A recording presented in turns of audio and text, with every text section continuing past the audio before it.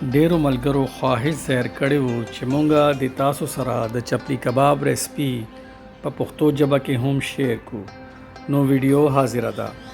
د مزیدار او خوندناک ذایقې دپاره زما کور ودانې د کور باغچې نه شنه پیاز، شنه مرچکي او پودینه راوشکوله. د هغې خیال دی مونږه 1 کیلو کیمه واغسته د غټ څاروي.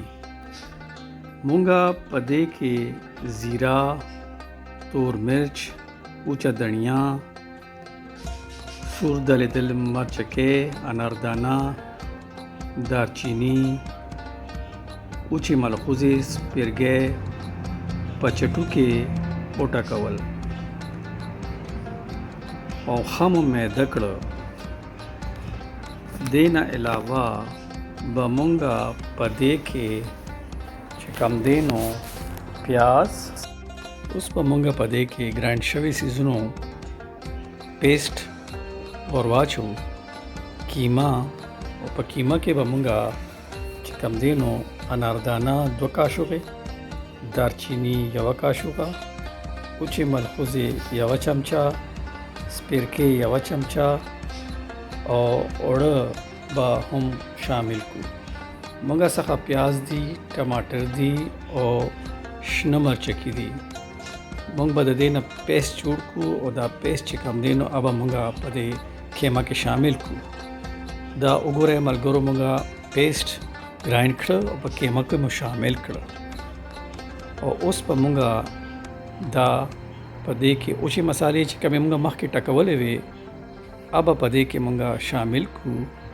او لږ شنه مرچکې، شنه دڼیا او دې سره چې کوم دی نو دا لږ شانتې اوړه، د جوارو اوړه به هم په دې کې مونږ شامل کړو. د جوارو اوړې دا فایده دي چې دې سره به ستاسو کباب ماتیږي نه او ښه مزیدار به جوړ شي. اوس په دې کې مونږه دلې دلې مرچکې د خپل ټیسټ مطابق شامل کړو او دا به مونږه ښه دا ارڅه به مونږه په دې کیمه کې ښه ګډ وډ کړو او ښه به یې مکس کړو. چې څومره ښه کیمه کې دا ارڅه مکس شوي وي نو هغه عمره ښه کباب به د دې نه جوړیږي.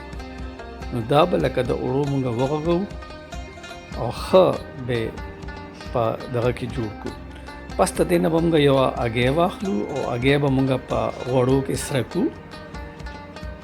چې کله دا هګۍ په غوړو کې سره شي نو دا هګۍ به هم چې کوم دی نو مونږه په کیمه کې شامل کړو.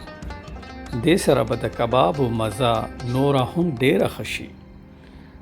نو دا به مونږه رو په کیمه کې شامل کړو او ښه به یې پکې چې کوم دی نو ښه مزیدار به یې پکې شامل کړو، ښه به یې پکې مکس کړو.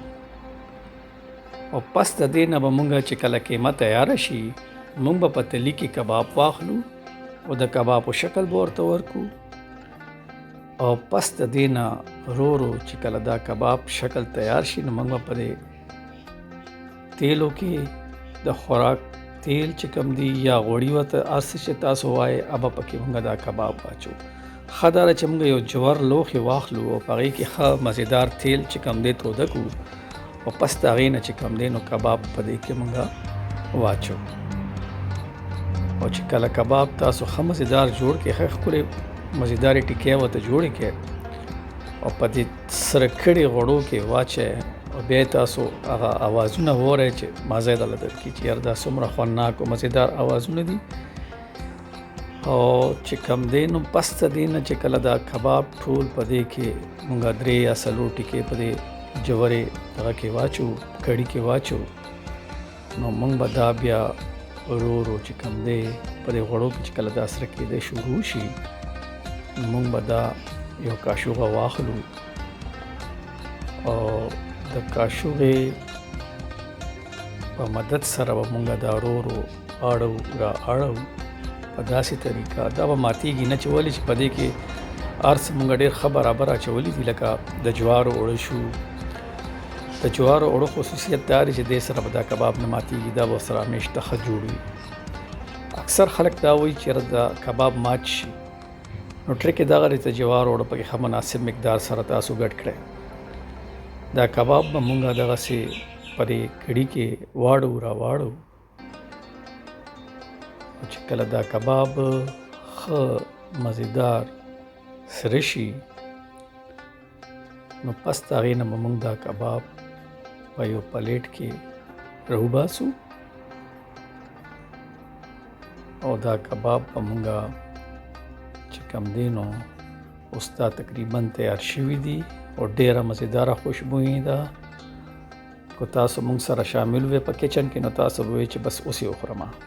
نو زمونږ دا کباب تیار شو او مونږ سره ډېره مزیداره د تنور ګرمه ګرمه روټۍ هم ده. او راځئ چې ملګرو بس اوس نور صبر نه کېږي، راځئ چې بس اوس پې شروع کړو. ګرانو قدرمنو، که زما ویډیو مو خوښه شوي وي لازم یې لایک او سبسکرایب کړئ او په کومنټس کې خپل خیالات د ویډیو په هکله ضرور شیر کړئ چې زه تاسو سره نور ویډیوز هم په پښتو کې شیر کړم. د ویډیو د کتلو لپاره ډیره مننه.